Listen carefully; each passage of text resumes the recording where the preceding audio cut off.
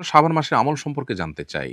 উত্তর হলো শাবান মাস শুরু হয়েছে। শাবান মাসের সবচেয়ে গুরুত্বপূর্ণ আমল হলো এ মাসে বেশি, বেশি নফল রোজা আমাদেরকে রাখতে হবে। নবী করিম সাল্লাল্লাহু আলাইহি ওয়াসাল্লাম সম্পর্কে আয়েশা রাদিয়াল্লাহু তাআলা আনহা বলেছেন, কানা নবী সাল্লাল্লাহু আলাইহি ওয়াসাল্লাম ইয়াসুমু শাবানা ইল্লা কালিলা। নবীজি পুরো শাবান জুড়েই প্রায় রোজা রাখতেন সামান্য কয়েকটা দিন বাদে। অন্য আরেক হাদিসে আসছে যে তিনি শাবান মাসে যত রোজা রেখেছেন এত রোজা অন্য কোনো মাসে আর রাখেননি। এজন্য শাবান মাস বেশি, বেশি নফল রোজা রাখার মাস। শাবান মাসে নফল রোজা ছাড়া রমজানের প্রস্তুতি টাইপের কাজ হতে পারে। স্পেসিফিক কোনো আমল আর দ্বিতীয়টি নেই। আর শাবান মাসের মধ্য রজনী লাইলাতুন নিসফ মিন শাবান সেটি হাদিসের আলোকে মর্যাদাপূর্ণ রাত হিসেবে সাব্যস্ত হয়। সেই হিসাবে আল্লাহ তাআলার কাছে মাগফিরাত চাওয়া, আল্লাহ তাআলার ক্ষমা লাভের চেষ্টা করা সেটা মৌলিকভাবে অবশ্যই প্রশংসনীয় হতে পারে। কিন্তু এই রাতকে ঘিরে আমাদের সমাজে বহু কাজ হয় যেগুলো কোনটির সাথে কোনো সম্পর্ক নেই এবং এটাকে ভাগ্য নির্ধারণের রজনী হিসাবে আমরা যারা মনে করি সেটাও সঠিক ধারণা নয়। তো শাবান মাসে বেশি, বেশি নফল রোজা রাখা উচিত, বিশেষ করে শুরুর দিকে, মাঝের দিকে। তবে শেষের দিকে রোজা রাখা অনুচিত এবং নিরুৎসাহিত করা হয়েছে বিভিন্ন বর্ণনা, বিভিন্ন হাদিসে। আমি যাকাতের টাকা একটি ব্যাগে রাখি। সেখান থেকে বিভিন্ন সময় বিভিন্ন ব্যক্তিকে দিয়ে থাকি। হঠাৎ ব্যাগটি হারিয়ে গেছে। এখন কত টাকা ছিল বা আমি ইতিপূর্বে কত টাকা দান করে ফেলেছি জানা নেই। করণীয় কি? যাকাতের টাকা যে ব্যাগে আপনি রেখেছেন বা যে বাক্সে রেখেছেন সেখান থেকে কিছু, কিছু করে দিয়েছেন এবং হারিয়ে যাওয়ার আগ পর্যন্ত কত টাকা দিয়ে শেষ করেছেন আপনি জানতেন না। এই যদি হয় অবস্থা তাহলে সেক্ষেত্রে আপনাকে অনুমান করে বের করতে হবে যে কত টাকা ইতিমধ্যে আপনি যাকাতের টাকা দিয়ে শেষ করেছেন। তাহলে আপনার সম্পদের সেই পরিমাণ যাকাত আদায় হয়ে গেছে। বাকি যেগুলো আপনার অনাদায় রয়েছে সেটা আপনাকে বের করতে হবে। এই জিনিসটা আপনাকে অনুমান করে বের করতে হবে এমনভাবে যা দিয়েছেন সেটা এর কম হবে না। এতটুকু নিশ্চিত। সেরকম একটা ফিগার আপনাকে আসতে হবে। তাহলে আপনি সেটুকু দিয়েছেন বলে ধর্তব্য হবে। আর বাকিটা আপনাকে যাকাত দিতে হবে। এর কারণে আপনি অবশ্য গুনাহগার হবেন না, যেহেতু এটা আপনার ইচ্ছাকৃত হয়নি, ইচ্ছার বাইরে হয়েছে। কিন্তু আপনার ফিগারটা আনুমানিকভাবে আপনাকে বের করতেই হবে। কসমের কাফারা হিসেবে যদি ৭-৮ বছরের শিশুকে খাবার খাওয়াই, তাহলে কি তা যথেষ্ট হবে? উত্তর হলো যে সাধারণত প্রাপ্তবয়স্ক বা প্রাপ্তবয়স্কের কাছাকাছি বয়সের মানুষকে কাফারা স্বরূপ যে খাদ্য দানের নির্দেশনাকরণে রয়েছে, সেটি আদায় করতে হবে এই সমস্ত মানুষকে খাওয়ানোর মাধ্যমে। ৭-৮ বছরের শিশু প্রাপ্তবয়স্ক কিংবা প্রাপ্তবয়স্কের কাছাকাছি নয়। তারপরও সে যদি প্রাপ্তবয়স্ক মানুষের সমপরিমাণ খাবারের মালিক হয় বা তাকে যদি এটা মালিক বানায় দেওয়া হয়, আপনি যদি অ্যাজ এ কাফারা তাকে দিয়ে দেন এটা, তাহলে আদায় হয়ে যাবে। এতে কোনো সন্দেহ নেই। আর বসিয়ে খাওয়ালে সে তাকে খাওয়ালে আদায় হবে না একদল আলেমদের মতো, আরেকদল আলেমদের মতো হবে। তো নিরাপদ হলো আপনার এক্ষেত্রে প্রাপ্তবয়স্কের কাছাকাছি মানুষকে খাওয়ানো। বিশুদ্ধ মত হলো বা ফতোয়া যেটার উপরে সেটা হলো যে ৭-৮ বছরের শিশুকে পেট পুরে যদি খাওয়ানো হয় তাহলেও আদায় হয়ে যাবে।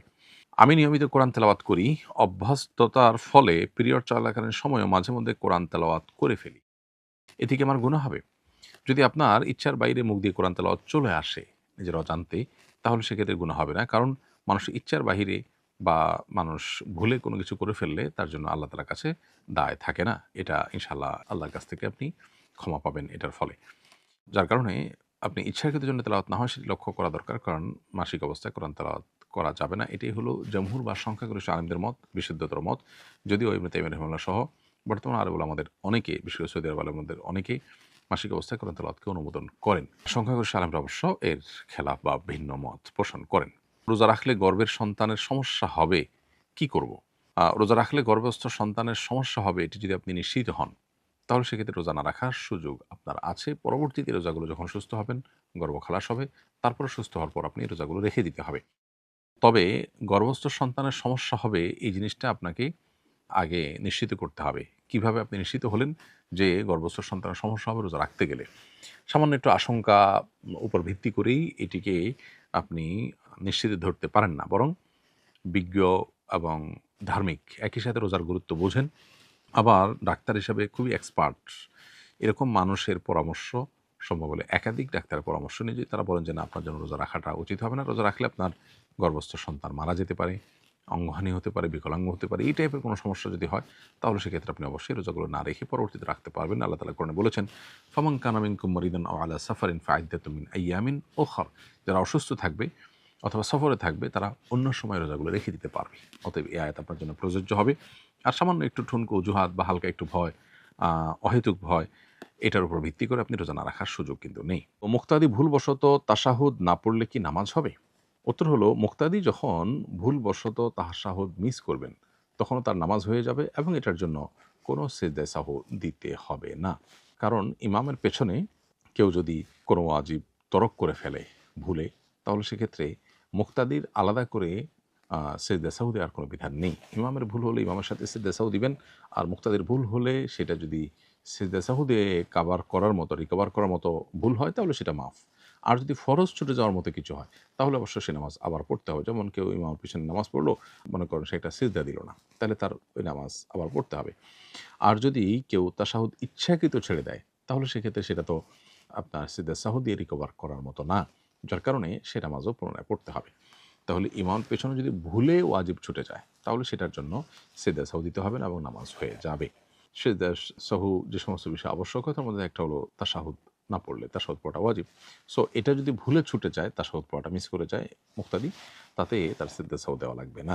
বিতির নামাজ কাজা করতে হবে কিনা? উত্তর হলো বিতির নামাজ যেহেতু ফুকাহা হানাফের মতে ওয়াজিব এবং ওয়াজিব নামাজ ছুটে গেলে সেটা কাজা করতে হয়, সেই হিসাবে বিতির নামাজ কাজা করতে হবে। অনেক উলামাদের মতেই, বরং বেশিরভাগ ইমামদের মতে বিতির নামাজ সুন্নাহ, যার কারণে সুন্নাহ ছুটে গেলে কাজা করতে হয় না, এটা হলো তাদের দৃষ্টিভঙ্গি। বাট ফুকাহা হানাফ বা বাংলাদেশের বেশিরভাগ মানুষ হানাফি মাযহাব ফলো করেন, সেই হিসাবে হানাফি মাযহাব অনুযায়ী এটি ওয়াজিব যেহেতু, অতএব ওয়াজিব ছুটলে কাজা করতে হয়।